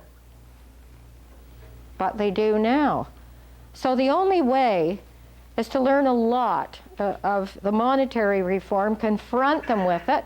When you hear these stupid economists on the radio blathering about, you know, the deficit this and the deficit that, well, the deficit, it doesn't exist. This is how they get the deficit. Now, I'm sure you've heard this before, but I'll tell you again. Remember the year that Martin said he balanced the budget? Okay. For 1 year, he was honest. This is what they do. This is what they've been doing for 50 years to get this huge deficit. This is the deficit over here, great big balloon. This is how they get it. If they build a bridge and it's $50 million, all right? Now, in honest accounting, every year, if you deduct 1 million until you have 50 million, down here somewhere the bridge is ready to be rebuilt. You have to depreciate that every year a certain amount. That's your investment. The bridge is an investment. Okay, so you depreciate that every year. The government doesn't do that. When they build the bridge, 50 million, this is what they do. In the asset side, the assets, they put $1. That's the amount they put in for the bridge. You know what they call it? They call it an expense. They don't use the word investment. They call it an expense. They're lying. They're cooking the books. And they put the other 49 million where? In the deficit. So every time they build an asset in this country, they put $1 here. All right, the St. Lawrence Seaway, they could sell it for $1,000 and say, oh, we made $999. St. Lawrence Seaway, $1. So that's what they were doing for about 50 years. So all these assets are in here under different amounts, and the deficit is swelling and swelling and swelling. And they did that purposely so they could cut all your public programs and take your assets. And the guy under Reagan admitted it. They copied Reagan. The bookkeepers under Reagan said, we ballooned the deficit so that we could make all those cuts and take all those public assets. That's how we did it. So we had this huge deficit. So all Martin did, what Martin did was he took all these assets, the correct amount, and he put them back here under assets, 50 million and so on down here, and this shrunk. And it balanced, the budget balanced. That's how he did it. He did one honest thing, but he'll never do it again. You see, it's all cooking the books. If you don't, Most people, you say economics, their eyes glaze over, oh God, let someone else do it. They want it that way. Leave it to the experts. The experts are robbing us all blind. We're actually dying to pay the debt. There are people dying out there to pay this phony debt. The deficit is a mirage to get your public assets from you. The next time you read in the paper, we're going to have this privatized, like in healthcare, all these things delisted, we don't do this anymore, that's not covered anymore, that's not covered. That is what they're doing, to take all your public assets, whether they're bridges or health programs, doesn't matter. They're taking them away from us by this scheme, and this is just one little way they cook the books. Exactly. So unless you get interested in the Bank of Canada and what it can do and what it did do, we're an exception on the globe. We have one of those banks, we still have it, that still says in the charter we can lend to the people, the government, the people, at no interest. We can create money at no interest. And every year you have to create a little more money to keep pace with the new population and what the population's needs are. But these criminals, no, they only produce money according to what they're producing. They don't care about the public needs. So they don't care. So more and more people are being tossed out of the game of musical chairs. For every man that can pay his debt off, there's 10 more who never will, who can't. Why can't they? Okay. I'll tell you why they can't pay it off. The same scheme. Now when the bank, here we go now, what you're learning tonight, why you're poor, okay? I don't know what your finances are, but I know that according to what you should have and should be, you're poor. So I'm telling you why. When you go to the bank, say you want $50,000 loan, you already, by some stroke of luck, your parents left you a house, you have something. It's now gone off to like $400,000 for one of those semi-detached architectural abortions. They're way up around $450,000. So yes, they're going to give you $50,000. You've got collateral. So when you go into the bank and you get that $50,000, you come and sign the documents on the dotted line, and what they do is they put these numbers in the computer, go into your little bank book, 50,000. Then over on the other side, in their book, they put 50,000. Now, try and get your mind around this. This money is not coming from any deposits that have been put in this bank. No, it's not. No, it's not. This money does not exist. It's just pulled down out of thin air. So you have the book. You can write checks on that. Those checks go to other banks to pay your builder, your whatever you owe. Goes to other banks. The 50,000 you get, it's called checkbook money, okay? Checkbook money, as opposed to real money. Checkbook money, 50,000. Now just try this. If this happens to you and you go and get a loan, I don't care what amount, maybe 10, 20,000, do this. Go to the bank on the day that you're signing the papers with your briefcase, and when you sign the papers, say, okay, now, these are the denominations I want. Just bring it all here, put it in the briefcase. I'll leave with my 50,000. Let me know what happens, okay? You know, all you get are these numbers. You write checks on these numbers. And as soon as you get these numbers, you're going to start paying interest that very day. So now, I'm going to ask you this. Since 98% of the money that is used in Canada is simply bank loans, numbers that you write checks on, and you're paying the interest, say it's 6%, you're going to pay the interest right away. Where are you going to get the interest to pay on this money if all the money out there, 98%, is loans with interest already on it? You see, a bank does not have the wherewithal to produce even one thin dime of real money. Only the government, that little 2% is real money, the change in your pocket, that there. Okay? Where are you going to get this 6% interest? You're going to be drawing that from other monies coming out that are more debt money. You're being paid in debt money at work. All right? So that's what happens there. So it's like a game of musical chairs. Only so many people have this money, the interest-free money, that to pay the interest with. So that's how they get properties. That's how they get... Real money, then why are we paying real taxes then? Then we shouldn't be paying the taxes, right? There you are. That's your first question when you hear something on the radio, and you can call in, or next time you're down at the forum for one of those phony panel meetings, they're always phony, bring it up. I was down there one night, and they were talking about monies, and I went to the mic and I said, well, of course, you know, the Federal Reserve is a private corporation, and they motioned for security. He came running over to remove me from the mic. That's what happens. This is a very dangerous subject. Listen, this is what Paul Martin wrote back to my son. I have the actual letter. At some point, I'll hand it out. They corresponded for 3 months. I think Paul must have gotten meetings together on this. He was so worried. Oh my God, listen, my son gave himself a name, the Equitable Economics Group or something. He made it up. He writes Martin, and he said, what about using the Bank of Canada like we used to? For 41 years, that's how we paid the war debt. That's how we got our health care. We didn't pay any interest on that money coming out. With those loans, we didn't pay a nickel.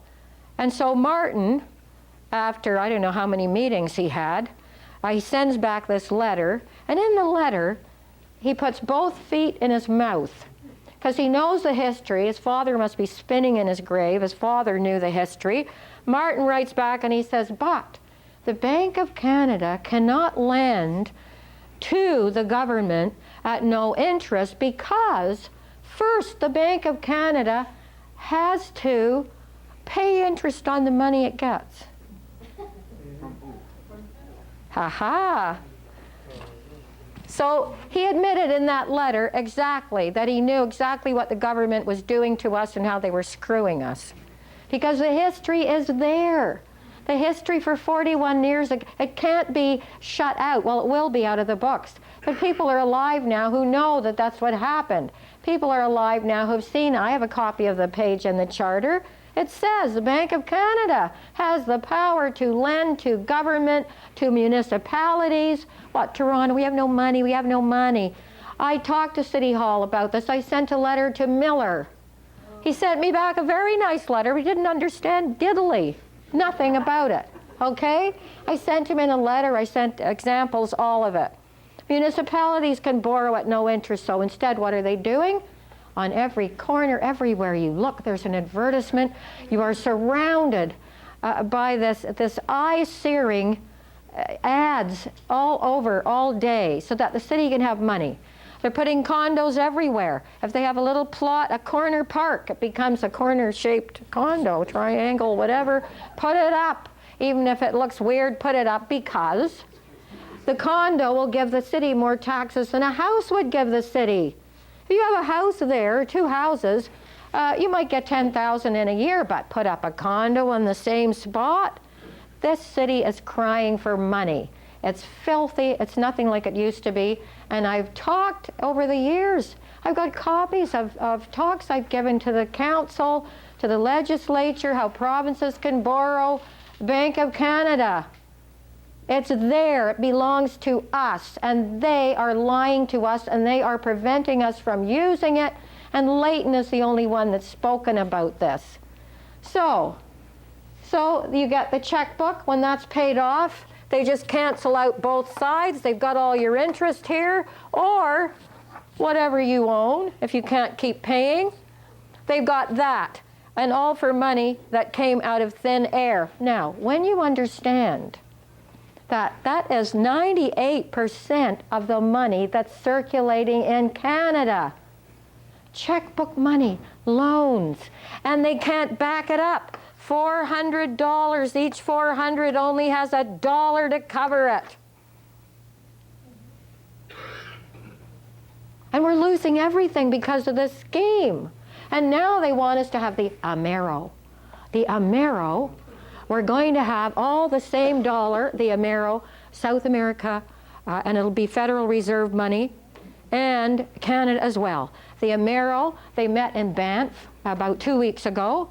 The complete integration of Canada, US, Mexico, and they want the Amero. The euro is a banking cartel, okay? The European Union is a banking dictatorship. Many of those countries did not want to join. They were coerced, and you know what they were told when they joined? Now listen to this. They were told, you cannot go over and above your budget only to 3%. Countries don't need budgets. No. It's not like a business or a household. A country, you are the capital, okay? But what they've done is, I told you it's fascist, you are treated as a liability. So when they get through with you and their press gets through with you, you will feel you're lucky to be sitting on the curbstone with a tin cup. Okay? You are a liability. Oh, you're lucky, you know, we're going to have to mark down the seniors, whatever, cut this, cut that, cut the other. The health, everything. You are treated as a liability. This is a fascist banker's plan. This is the New World Order. You know, the common sense revolution. I did an article 5 years ago, the common stench revolution, the New World Order, okay? It's always been the banks. It still is the banks. They are the New World Order, all right? So 3% these countries were told. You can't do that to a country. And each country should have the right to create its own money based on its own resources. It should not be a commodity. Look at Soros. He brought down most of Malaysia, hoarded up the Thai baht. Money should not be on the market being bought and sold. Money is a medium of exchange, like language is a medium of communication. The medium of exchange, so we can exchange things. That was a brilliant, actually it's quite spiritual. It's a metaphysical idea, and it works. But these bastards, these people privatized it. They coerced the government into letting them print the money, and for every piece of paper, maybe $500, they get interest on paper they've just printed from us. What a scheme! What a scheme! It's the scheme of all schemes. It's the most criminal thing that ever happened to humanity. So now these countries, what will they have to do? Cuts, cuts, cuts. Got to keep within a budget. A country doesn't need a budget.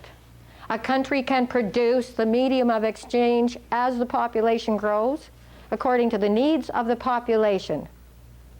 Every country on this planet could have educated, healthy people. Every country.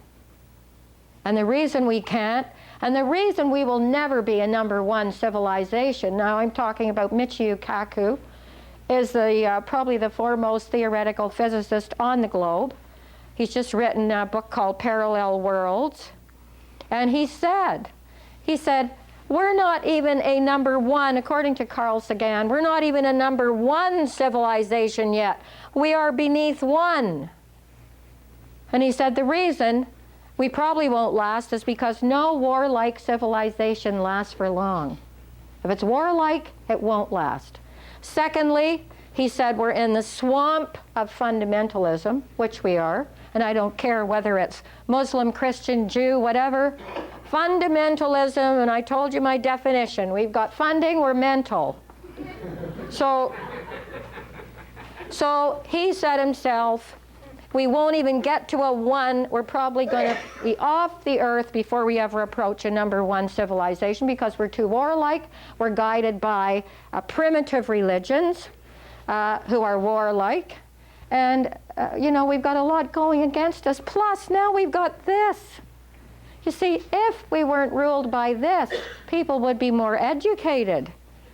You could have education right up to wherever. So now this is holding back our whole evolution. This scam is holding back the evolution of the whole globe. And it's going to end destroying the globe with all the environmental poisons, destroying it all because all they care about is the GDP. Now the GDP has nothing to do with what our resources are. If we have a tremendous oil spill, and it takes billions to clean it up, that'll go into the GDP, gross domestic product. It's based on transactions only. It has nothing to do with what we own. It has nothing to do with our resources. They don't want us to realize that our real wealth are our resources, including the people. Okay? We have the intellectual resources, the labor resources. They don't want us to know that. They want us to grow up with the idea that we are lucky to get anything from the government, which is us, lucky to get anything. Because look at that over there. They're dying over there. Don't you feel lucky? You know, it's like the Clint Eastwood thing. Do you still feel lucky? I mean, most people in this class have been in Canada a while, but there's not many people that are new to Canada that are in this class because where they've come from, most of them, to them this is heaven. You know what I'm saying? It's all relative. So they come here and they think, oh, this isn't my fight. This isn't to do with me, but it does. They're spending their whole lives at hard labor to pay these people. And these people are living high off the hog. They're still using the SUVs. They're still, you know, the best wines, the best food, blah, blah, blah.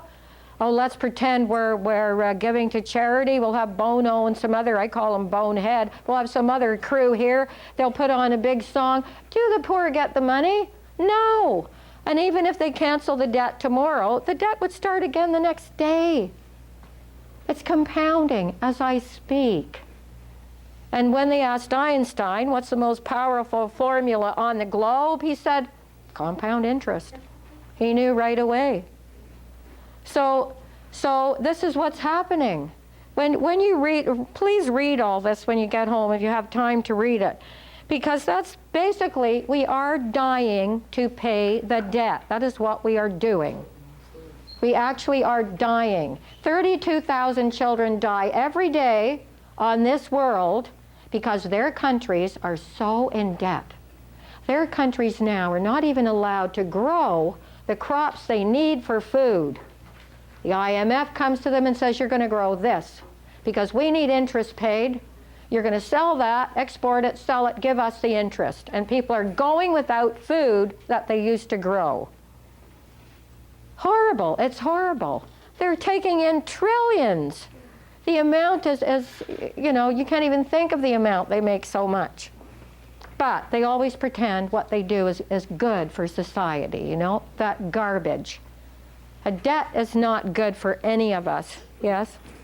If we merge our economies, as you said about the Amero, Yeah. do you think that Canada would have to take on the Americans' debt? Canada. Paying now? Mm. Would we be paying? On paper, they might do that, but the point is, I want you to know this. The debt does not bloody exist. This debt, okay, let's talk about the pie.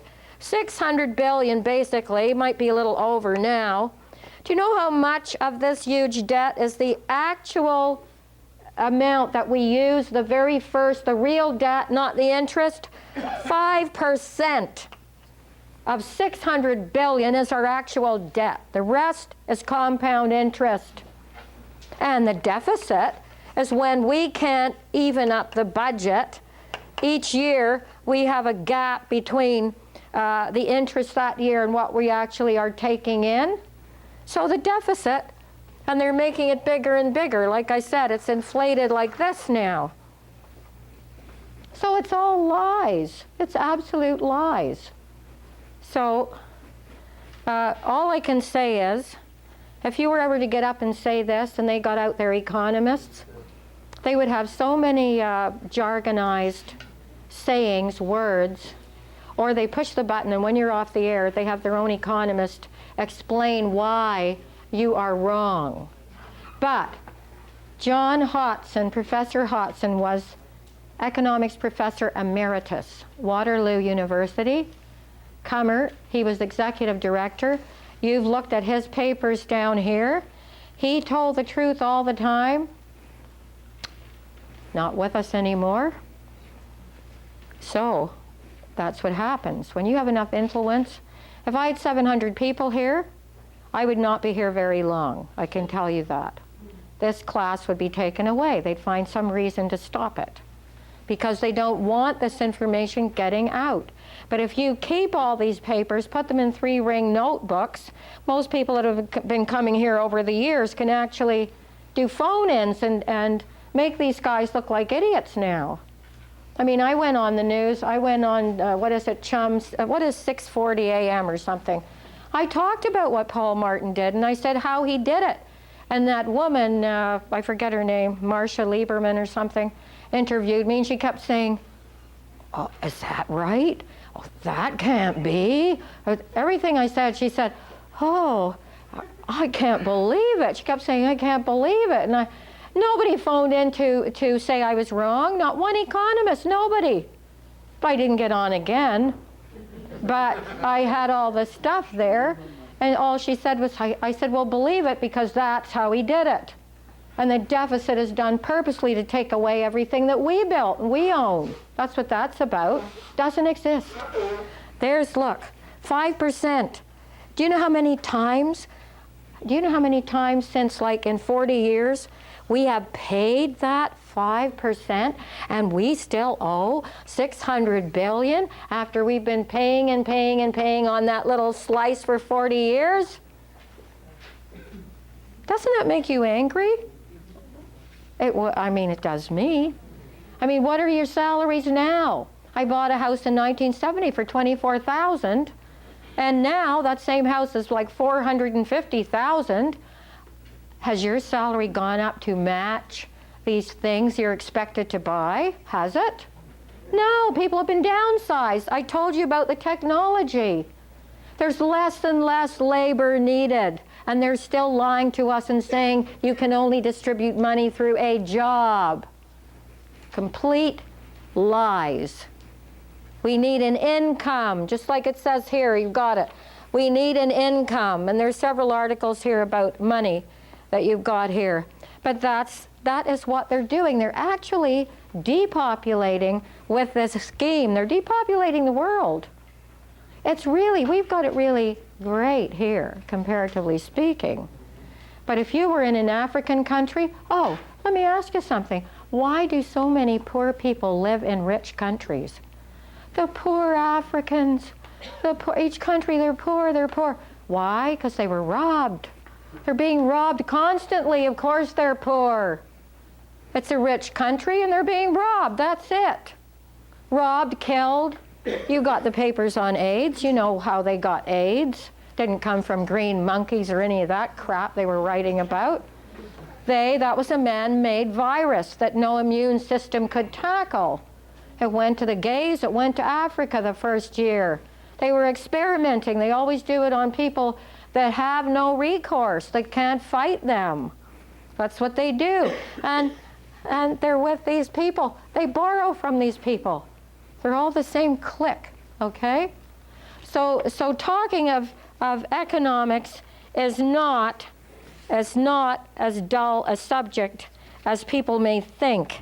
So the money is not lent from deposits. It comes out of thin air. You're paying interest. We could do it ourselves, no problem. Government did. We could do 100%. We should do 100%. A lot of economists who think they're on the ball say, oh yeah, we can't do 100% though because the banks actually help. No, they don't. And this is what they say. But look, these micro loans, you know, these little groups in Africa and other places where they get loans, $10 a month or something, and they start up a little business. So they're saying this is why we shouldn't have 100% interest-free money. Let's keep it at 50 because the banks actually do help the world. No, they don't, because if we took Douglas's advice, these little people wouldn't have to borrow such miserly amounts of money. They'd have it. They would have it. How poor can you be when you're going to a bank for 50 bucks a month? Well, I'll pay it back. I'll give you 100 when I have my business, you know? Poor little people in these countries that have diamonds, gold, oil, rich land. Oh, the poor Africans. Yeah, they're poor now. Of course they are, and we will be too. What's happening over there is coming here, and it's all directed by these people. The Federal Reserve, remember, it's not federal. It has no reserve. It's not a system. It is a scam. So when we do the class on the assassinations, you'll get the history of that, how they inflicted it, what happened afterwards, how many they've killed. Presidents who've tried to bring money in, like Kennedy, like Lincoln, Jackson, except they missed with him. 2 pistols and they missed. So industry, now, one more logical thing, just a sec. One more logical thing. Everybody talks about jobs. Let me tell you something. Industry does not exist to give you jobs, okay? They have you thinking that. It doesn't exist to give you jobs. If they could have trained monkeys on the assembly line, they would do it, okay? They are not here to give you jobs. Industries are here to produce goods. And if they have the less overhead, the better. So it's not about giving you a job. That's another fallacy. Oh yes, well, you know, jobs are important. Not to them. The other thing, I don't want to miss anything here. Oh yes, the gold standard. Now here's another one. There is a video out now by Russo, Aaron Russo, okay? I agree with him except for one thing. He says he wants to go back to the gold standard. No, no, no. Absolute silly. Worse than paper, because it's too heavy. It's not worth anything, really. You can have all these gold bricks, but if you haven't got fresh water, what good are they going to do you? But the reason they want the gold standard, and this man doesn't understand it, as nice as he is because the same bankers who control the credit of the globe, they also hoard the gold. They hoard it so that they can drive that up and down. And then every now and then they give everyone a scare. Oh, remember the, what was it, when the computers all were going to go weird? What was that? Yeah. Oh, God, please. That was done so that everybody rush out, get silver coins, get gold bars, get your basement ready, you know, like tape the windows. When they told all the Americans that Osama's coming, tape your windows. I went there that same winter. If I'd had a suitcase full of tape, I would have made a fortune. They were all out. So they do the same thing with the gold. Oh, bad times are coming. Get that gold. And what is gold an ounce now? It's gone up to what, 700-800 an ounce or something? And when it gets high enough, everybody will be hoarding the gold, hoarding the gold. These guys dig up more every day, like Barrick Gold, the ones that are moving the glacier now and ruining a whole valley of wine growers so they can get more gold. It goes straight to the bankers. They drive it up and down just like they do the stock market. No. Now, a funny thing happened. Before the Second World War, there were 3 countries that were producing their own interest-free money. They were Italy, Japan, Germany. What a coincidence. Anyway, then when Hitler was elected and the Germans were starving, in about 3 years, they all had homes. If you had 3 kids, you got a bigger home. If you had 2, a smaller home. They all had homes. They all had jobs. He went off the gold standard. Off it. And Germany was booming. And so the bigwigs in England went to Maynard Keynes, their chief economist, brilliant man, and they said, wait a minute, look what Hitler's done. We want you. By then, nothing had happened in Germany by then. It was just booming. They said, we want you to do an article telling him why he's wrong to go off the gold standard. And Maynard said, oh, I can't do that. And they said, why? Are you afraid? He said, no, I agree with him. We shouldn't be on it. So that's what was happening then.